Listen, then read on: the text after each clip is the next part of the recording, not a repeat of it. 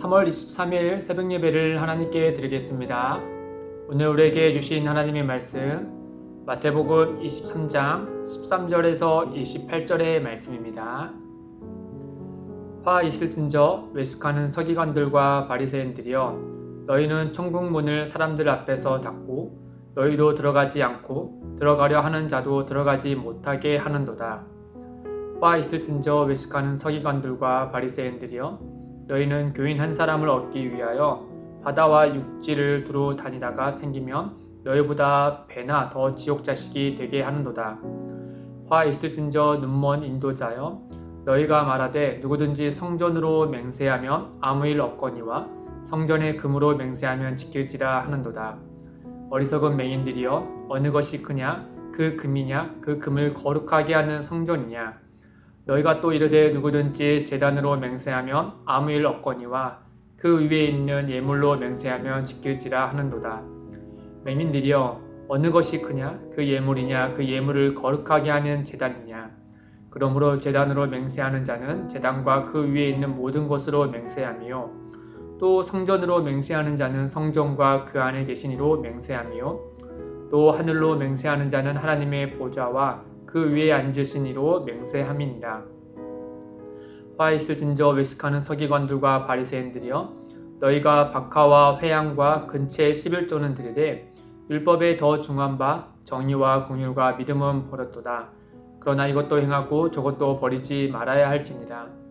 맹인된 인도자여, 하루살이는 걸러내고 낙타는 삼키는도다. 화 있을진저 외식하는 서기관들과 바리새인들이여, 장과 대접의 겉은 깨끗하되 그 안에는 탐욕과 방탕으로 가득하게 하는도다. 눈먼 바리새인들이여, 너는 먼저 안을 깨끗하게 하라. 그리하면 겉도 깨끗하리라. 화 있을진저 외식하는 서기관들과 바리새인들이여, 회칠한 무덤 같으니 겉으로는 아름답게 보이나 그 안에는 죽은 사람의 뼈와 모든 더러운 것이 가득하도다. 이와 같이 너희도 겉으로는 사람에게 옳게 보이되 안으로는 외식과 불법이 가득하도다. 아멘. 오늘 말씀은 화 있을진저라는 선언하는 7개의 문단 중에 그 중에 마지막 것을 제외한 6개의 문단을 우리가 같이 읽어보았습니다. 이 화 있을진저라는 말씀을 7번 반복하신 이유를 생각해 볼 수 있겠죠. 대개 성경에는 7이라는 숫자는 이 완성 또는 완전하다라는 뜻을 내포하고 있습니다. 그런 의미에서 예수님께서 말씀하신 바대로 이 종교 지도자들의 행태가 실로 확실하며, 또 그들과 그들의 지도를 받은 이들이 모두가 정죄를 받을 것이다 라는 사실이 확신하다 라는 뜻을 우리에게 알려주고 있는 것이죠. 오늘 말씀을 통해서 우리는 예수님께서 종교 지도자들을 책망하신 이유가 무엇인지를 살펴봄으로써 오늘을 살아가는 신앙인들인 우리에게 반면교사 삼으면 좋겠습니다. 첫째는 그들이 무엇을 잘못했는가 보면 그릇된 종교심으로 화를 일으켰다라는 점입니다. 그릇된 종교심을 지적하는 것이죠. 13절에서부터 15절의 말씀을 보시면 종교 지도자들이 보인 이 외적인 행동은 크게 잘못한 부분이 없는 것처럼 보입니다. 15절에 보시면 그들은 한 사람을 얻기 위해서 바다와 육지를 두루 다니며 매우 열심을 내지 않았습니까? 생각해보면 예수님도 이 바다와 육지를 두루 다니면서 한 영혼을 구원하기 위해서 두루 다니셨잖아요. 그런 것처럼 이 바리새인들도 이 종교 지도자들도 그와 같이 했다라고 하는 겁니다. 그러나 문제는 무엇인가 하면 그들의 이런 열심이 그 열심 자체가 문제가 있는 것이 아니라 그 열심의 방향과 목적이 잘못되었다라고 하는 겁니다. 이 하나님과 잃어버린 영혼들을 위한 열심으로 두루 다녀야 했지만 이 종교 지도자들은 것과 달리 속은 오직 자기 자신을 위한 열심으로 다녔다라고 하는 것이죠. 이 때문에 그들의 열심은 자기뿐 아니라 그들의 지도를 받고 따르는 이들까지 천국의 문은커녕 지옥의 자식이 되게 한다 라고 아주 무서운 말씀을 예수님께서 그들에게 해 주신 겁니다. 둘째는 이 돈을 최우선으로 삼으면 화를 일으킨다는 점을 우리가 볼 수 있습니다. 16절에서 21절의 말씀 보면 이 성전에서 일어나는 맹세에 관련해서 말씀해주고 있죠. 성전으로 맹세하는 것과 성전 안에 있는 금으로 맹세하는 것, 그리고 제단으로 맹세하는 것과 제단 위에 예물로 맹세하는 것 중에 어느 것이 크냐라고 묻습니다. 종교 지도자들 뿐만 아니라 일반 백성들도 다 아는 질문의 답입니다. 당연히 성전 안에 있는 금보다 그 금을 거룩하게 하여서 구별되게 하신 성전이 더 큰 것이죠. 또한 제단 이외의 예물보다 그 예물을 거룩하게 하는 제단이 큰 법입니다. 그럼에도 불구하고 이 어리석은 종교 지도자들은 이 물질에 눈이 멀어서 더 이상 옳은 것을 보지 못하고 그것을 따르지 못한다. 그리하 해서 정죄를 받게 된다라고 말씀하고 있는 것이죠. 셋째는 정작 중요한 것을 제쳐놓고 사소한 것에 목숨을 건 이들이 화를 일으킨다라는 점입니다. 24절에 보시면 이 맹인된 인도자여 하루살이는 걸러내고 낙타는 삼키는도다 라고 말씀하고 있습니다. 일종의 과장법을 예수님이 하신 것인데 또한 언어 유희로서 예수님이 말씀하신 것도 있습니다. 이 하루살이와 낙타라는 말이 이 아람어로 하면 발음이 비슷하다라고 합니다. 어쨌든 증교 지도자들은 이 음료수, 그러니까 그들이 당시에 마셨던 이 포도주에 이 작은 벌레 한 마리가 들어가며 부정하다 해서 벌레를 건져내거나 또는 그 부정하게 된 그 음료 포도주 자체를 내버렸다라고 합니다. 그렇게 매우 작은 벌레로 인해 부정한 것을 처리한 이들이 어떻게 된 게 예수님의 표현대로 하면 이 부정한 짐승 중에 가장 등치가 큰 낙타는 들이켜 마신다라고 마시고 있다라는 것이죠. 그런 것처럼 종교 지도자들은 박하와 회양과 근체와 같은 작은 이 식물조차도 10의 1조를 드릴 만큼 율법의 열심이었지만 그들이 정작 중요한 율법에 더 중요하게 생각하고 있는 이 정의와 긍휼과 충성과 믿음과 같은 신앙은 그들이 애쓰지 않고 저버리고 또 무시하고 있다라고 하는 것이죠. 이런 것처럼 사소한 것에 목숨을 걸지만 정작 중요한 것을 나몰라 하는 그들의 모습을 예수님께서 지적하시는 것이죠. 마지막으로 넷째는 겉은 깨끗하나 속은 더러운 이들은 화를 일으킨다라는 점입니다. 27절에 보시면 종교 지도자들을 향하여서 뭐라고 말씀하시냐면 이 회칠한 무덤과 같은 자들이다라고 말합니다.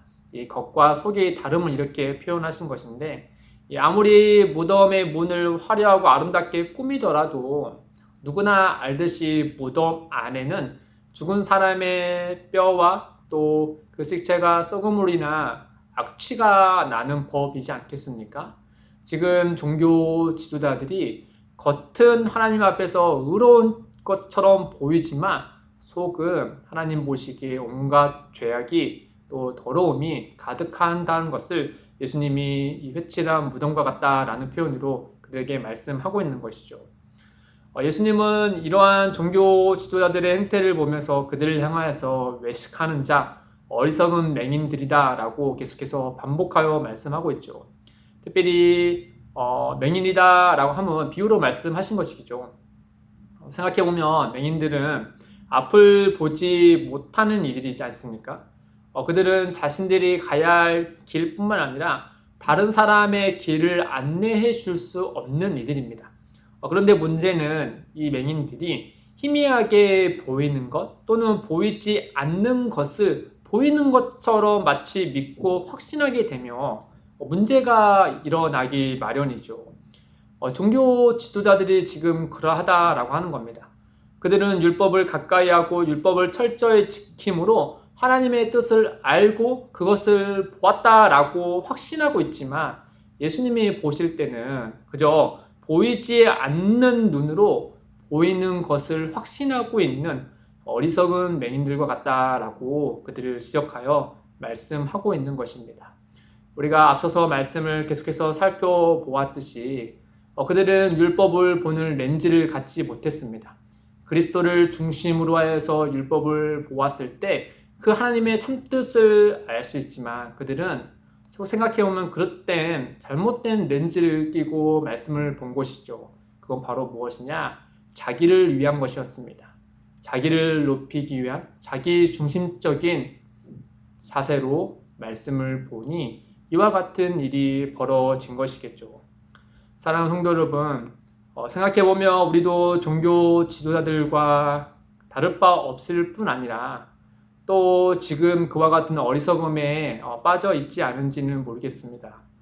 이 하나님에 대한 열심보다 나를 위한 열심으로 우리의 신앙을 키워가고 있지는 않은지, 또는 나의 번영과 성공을 위해서 하나님의 말씀을 이용하고 있지는 않은지, 이 사소한 것에 목숨을 건 나머지 정작 중요한 가족과 지인들의 마음에 큰 상처를 입히고 있지는 않은지, 겉은 교회의 직분자이지만 또는 거룩한 성도라는 뜻으로, 백성이란 뜻으로 성도라라고 말하고 있지만 이 속은 세상과 사람들과 다를 바 없이 이 속물에 불과하지 않은지, 우리가 이 말씀을 통하여서 우리 스스로를 들여다보면 우리가 어떠한 것인지 하나님 앞에 다 드러나기 마련이겠죠.